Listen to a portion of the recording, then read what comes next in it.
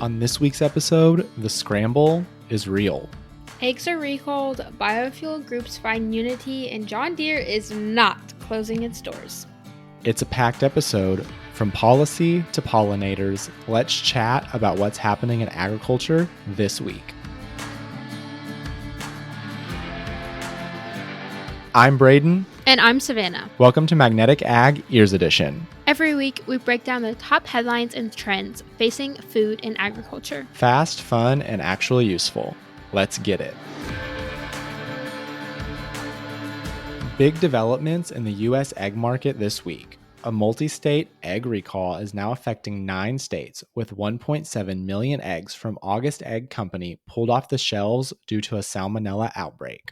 And this isn't just a food safety story. It's hitting the industry at a highly sensitive time. The recall affects eggs sold in Arizona, California, Illinois, Indiana, Nebraska, New Mexico, Nevada, Washington, and Wyoming. And these aren't just fridge brands. We're talking major retailers: Walmart, Safeway, Rally's, Ralph's, Smart & Final, and more. Exactly. And the timing is critical. Just a few months ago in March, the Department of Justice opened an investigation into whether egg producers inflated prices during recent shortages.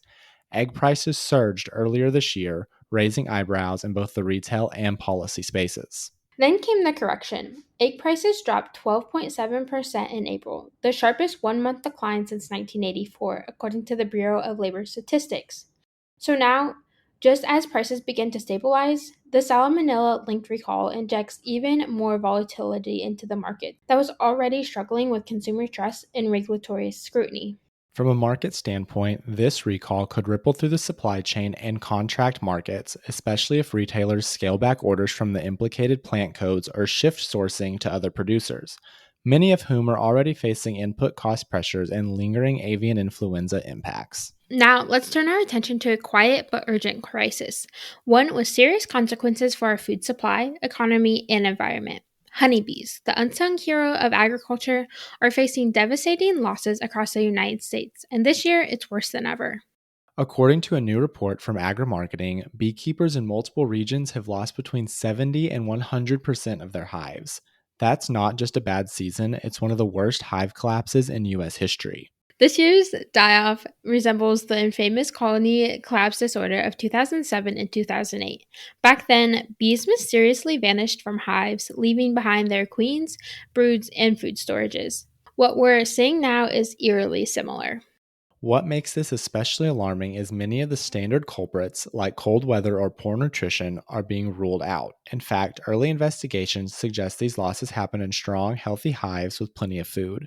Researchers are now looking at a new combination of stressors, potentially a toxic mix of chemicals, pathogen, and environmental pressures. So why does this matter? Because honeybees pollinate more than $15 billion worth of crops in the United States every year. Everything from apples to almonds and cucumbers and berries. Nearly 70% of these crops that make up most of our nutritious food supply rely on these pollinators.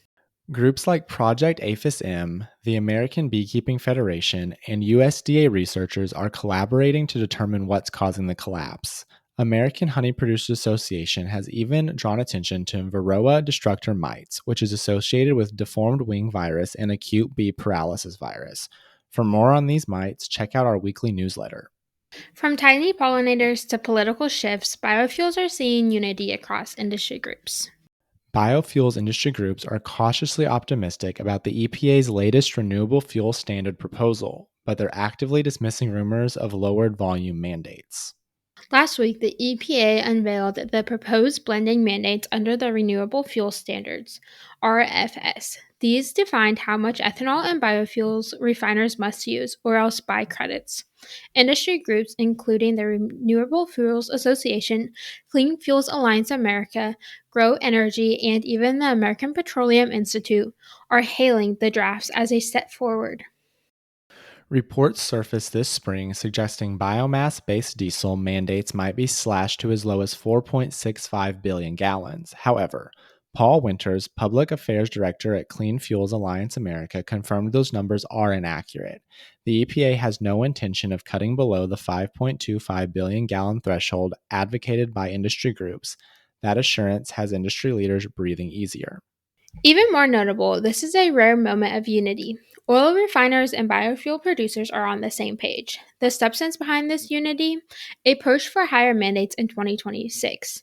Roughly 4.75 to 5.5 billion gallons of biomass based diesel and more than 15 billion gallons of corn based ethanol, helping stabilize both ag markets and biofuel production. This follows a precedent set when EPA increased RFS volumes annually from 20.94 billion gallons in 2023 to 22.33 billion in 2025. Now, with draft targets for 2026 in sight, industry groups are urging the EPA to maintain upward momentum. According to EPA data, setting clear, consistent biofuel targets could reduce emissions equivalent to removing tens of millions of cars from the road. For consumers, this means continued access to low carbon fuel options like E15 ethanol blends and B20 biodiesel without facing sudden price spikes. And for agriculture, it preserves a vital domestic market for soybeans and corn. While the biofuels world debates gallons, another green commodity is thriving on cross border collaboration. When Mexican avocados hit the United States market back in 1997, a lot of California producers were worried. Cheaper imports and year round availability. It had all the makings for a threat to domestic producers. But fast forward nearly 30 years, and the story looks very different. Instead of driving California growers out, Mexican imports have actually helped fuel demand. They've turned the avocado into a year round staple, not just a seasonal luxury. That demand has been skyrocketing. Between 2000 and 2021, US per capita avocado availability more than tripled to over 8 pounds a year. And according to the Haas Avocado Board, 60% of households are buying, but there's still room to grow, especially in the Northeast. That's why, even after losing part of his orchard in a 2024 wildfire, California grower Andres Temporos is planting 300 trees. He says the market's too strong to walk away from, and he's not alone. Right now, avocados are seen as the most promising crop in California, especially as lemon growers face pressure from Argentina imports. According to the California Avocado Commission, the state grows about 10% of the avocados consumed in the United States and almost all of the country's domestic production. What makes this model work is that California fills the seasonal window from April through September, and Mexico keeps the shelves stocked the rest of the year. It's a complementary relationship that's helped stabilize retail presence and drive long term demand. And it's also an example of how global trade isn't always zero sum in agriculture. With the right balance, imports can expand a market rather than undercut it. In this case, it has grown demand for both sides of the border. There are still risks, though. Wildfires, water access, and labor costs remain major hurdles. But with growers sold out of avocado saplings into 2026, it's clear this industry sees a long runway ahead. While avocado demands keep climbing, another ag icon is clearing the headlines. If you saw headlines last week claiming John Deere is shutting down U.S. manufacturing, let's set the record straight right now. It's completely false. Yep, an article made the rounds last week titled John Deere Freezes U.S. Manufacturing in Unprecedented Shutdown, and even popped up on Google News via MSN.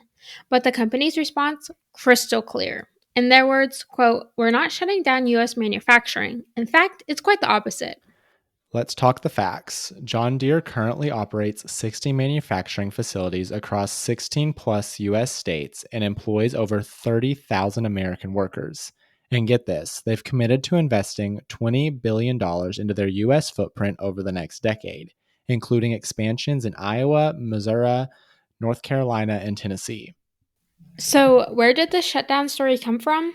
Basically, misinformation clickbait. The original article's already been pulled, but not before it spread confusion in ag circles. To be fair, Deere, like many other manufacturers, has made some strategic layoffs over the past 18 months and slowed production in certain Iowa plants due to softer demand. But that's a far cry from abandoning American manufacturing. And this is not unique to Deere. AGCO and CNH have also made cuts recently, navigating the same tough global machinery market. But when it comes to North America based production, Deere remains at the top, with 83% of its US relevant machines are built in North America.